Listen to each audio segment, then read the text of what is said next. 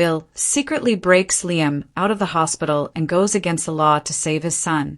Bill secretly breaks Liam out of hospital, goes rogue to save son. The bold and the beautiful indicate that Bill Spencer will surreptitiously break unconscious Liam Spencer out of the hospital, so he'll go rogue to save his son. During the week of July 14th to 18th, Liam's health will take a turn for the worse. Liam will need another operation, and Grace Buckingham will do it as soon as possible. Bill will probably walk around and get more and more worried about Liam's fate while Grace works on him. Liam will get through his next treatment, but Bill may still have reservations about his son's medical health. This is especially true if Hope Logan decides to tell Liam about his fatal diagnosis. Hope might go ahead and tell Bill about Liam's brain mass, which can't be removed, given everything that's happened. Bill may decide that Grace and the other hospital staff members just aren't doing a good enough job taking care of Liam. Bill has a lot of extra money to spend on hiring the best specialists in the world, after all.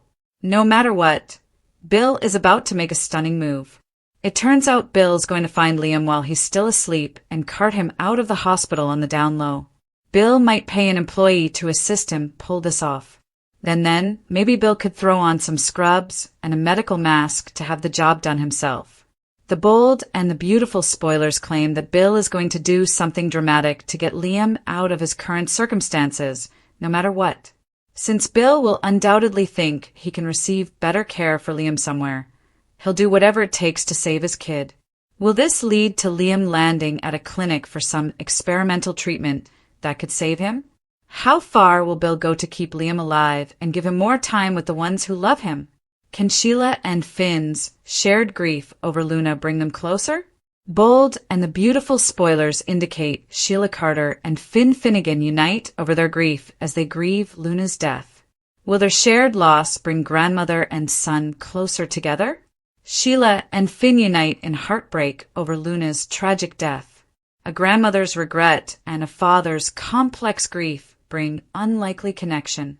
The hospital corridors have never felt heavier for Sheila Carter and Dr. John Finnegan as they struggle with the terrible loss of Luna Nozoa. In a surprise that has the bold and the beautiful fans reaching for tissues, the notorious former villain and her estranged son are finding common ground in the most heartbreaking way possible, mourning the young woman who is both granddaughter and daughter, the weight of what could have been. Sheila knows better than anyone what it's like to follow the dark path Luna chose. Standing in that antiseptic hospital corridor, she can't help but see her own past reflected in her granddaughter's awful decisions. She could have had redemption, Sheila says to Deacon Sharp, her voice breaking with the weight of lost possibilities. The woman who once terrified Los Angeles understands second chances. She's living proof they exist. But Luna? She'll never get the opportunity. Finn encounters an even more difficult grief. How can you mourn a daughter you scarcely knew? A daughter who tried to murder your wife?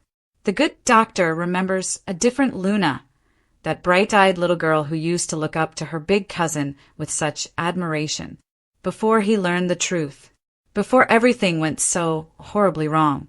Those memories collide brutally with the reality of who Luna became, leaving Finn torn between the child he remembers and the criminal she turned into. An unexpected bridge between mother and son. For months, Finn has kept Sheila at arm's length, and who could blame him? Their relationship has been nothing short of a battleground. But grief has a curious way of breaking down walls. As they stand in mutual sadness, something shifts. They're not just biological mother and son anymore. They're two people who loved and lost the same wounded soul. Deacon watches this delicate dance unfold, lending gentle support to his wife.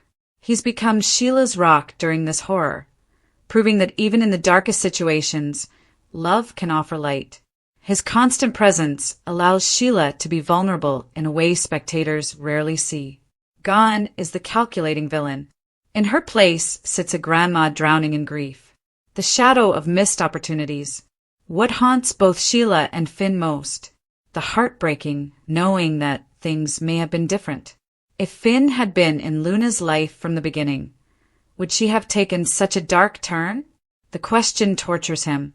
All those years missed, all those chances to be the father figure she desperately needed. Gone forever. Sheila wrestles with her own demons. She sees so much of herself in Luna, and it hurts her heart. The deception, the desperation, the desire to injure people to accomplish what she wanted. It's like staring in a mirror to her own past.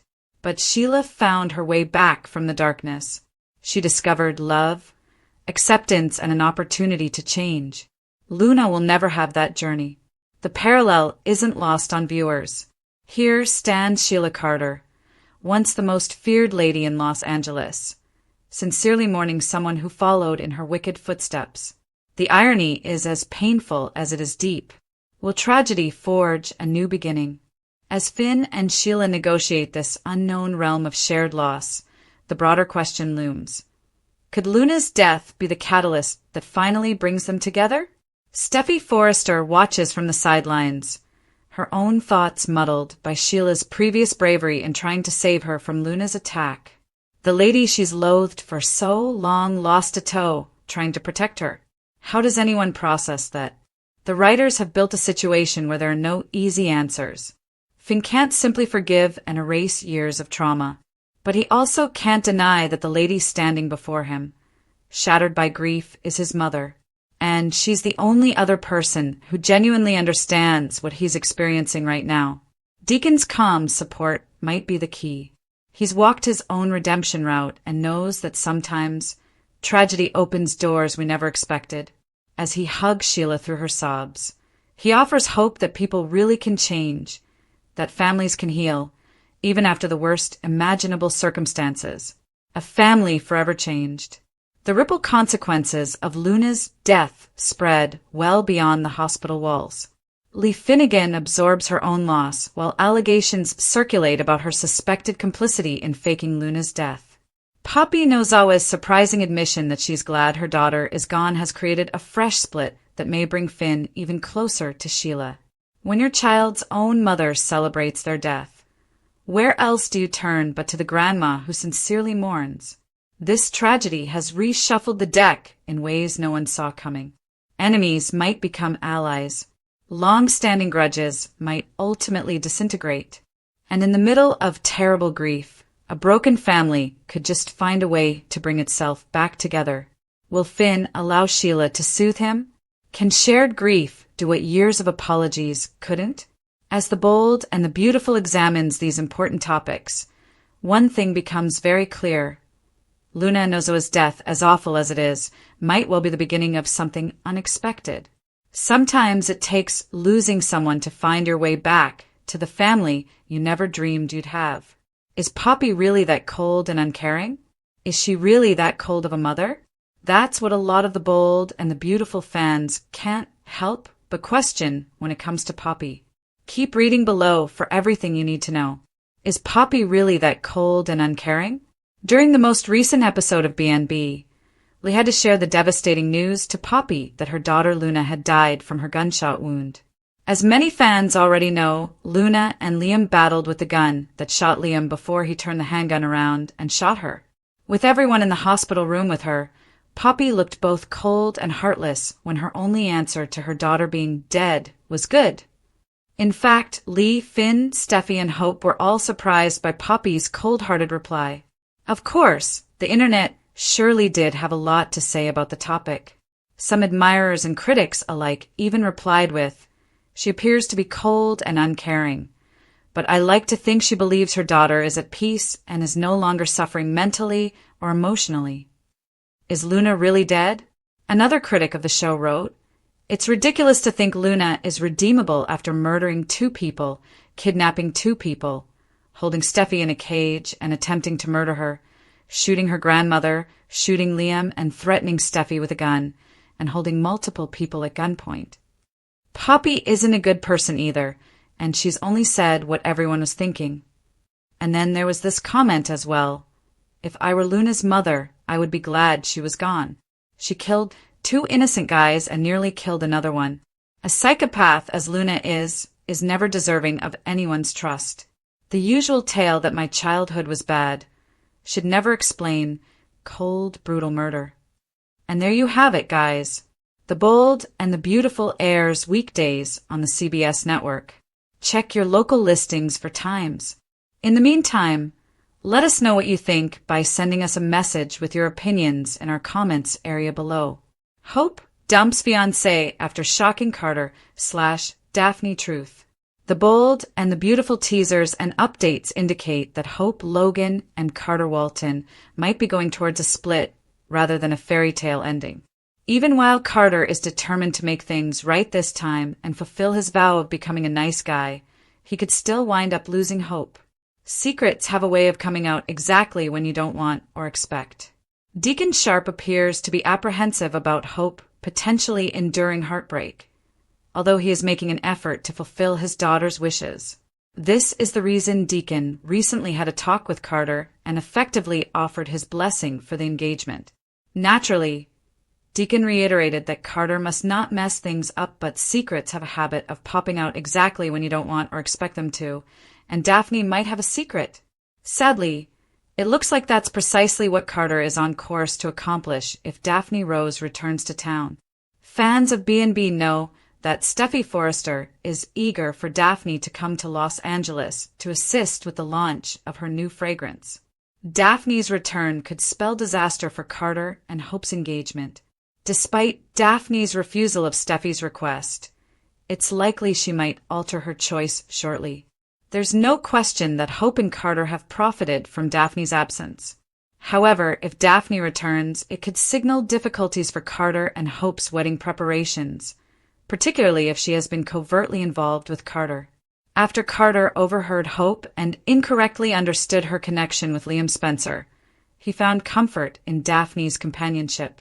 It's conceivable that Carter and Daphne had an off-screen encounter before he got back together with Hope. Daphne's dirty little secret. If that's the circumstance, Daphne might return to LA with a bombshell secret that could interrupt Hope and Carter's newest adventure together. Should Daphne be expecting a kid, it would add another element of anxiety. In any event, Hope will not be thrilled if Carter has been keeping this romance with Daphne from her. Although Carter and Hope were on a break at that period, it won't justify his lack of honesty in her perspective. Ultimately, Daphne's reappearance could impede the progress of Carter and Hope's wedding arrangements. Hope might decide to cancel the engagement, pushing Carter to confront a future without her. The Bold and the Beautiful spoilers suggest that some surprising news about Daphne could result in Hope and Carter's eventual separation. So we will keep you informed about any upcoming romantic disasters, in a move only the mighty dollar bill Spencer could dream up, let alone execute.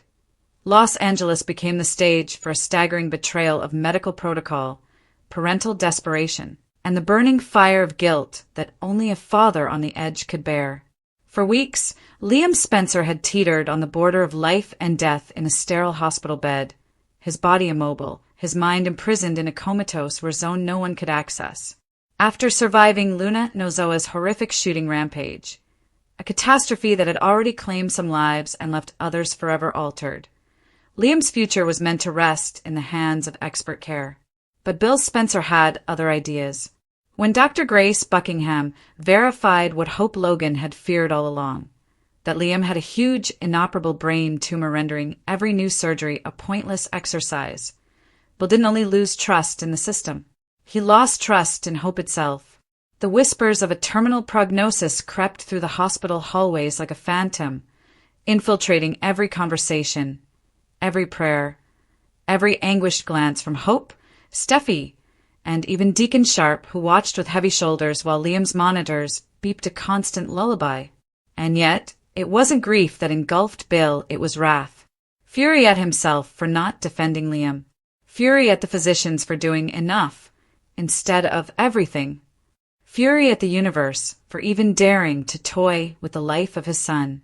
And so, with the icy precision of a CEO orchestrating a hostile takeover, Bill made a choice that would alter the direction of the Spencer family, and maybe Liam's fate forever. Bill didn't merely sneak out of the hospital. He coordinated a secret operation, aided by hired insiders, fake security badges, and a costume that included hospital scrubs, a surgical mask, and gloves to obscure his identity. When the night shift changed and alarms quieted, Bill took his unconscious kid through the underbelly of the hospital like a ghost in the night, past janitors who'd been paid off, past cameras with corrupted film, and into a waiting black SUV with a custom-fitted mobile ICU unit inside. The destination? A covert high-tech institution set in the remote cliffs of Monterey, controlled by an international neurosurgeon formerly exiled from orthodox medicine for experimenting with nanotech-based regenerative brain therapy. To Bill, the man wasn't a liability, he was Liam's final hope. With every mile driven away from L.A., Bill realized he was destroying bridges. The media would explode once the story leaked. Doctors would call it irresponsible, unlawful. Ridge Forrester and Taylor Hayes would threaten lawsuits. Brooke Logan would be caught between fury and admiration. But none of it mattered. Not when Liam was dying.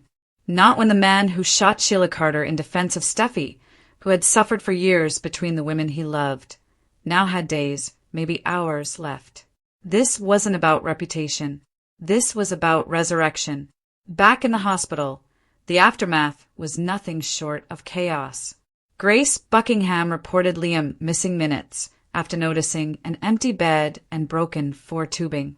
Steffi Forrester, already barely keeping it together after Luna's violent binge and her own near-death experience, burst with wrath. "He was safe here," she screamed at the medical board.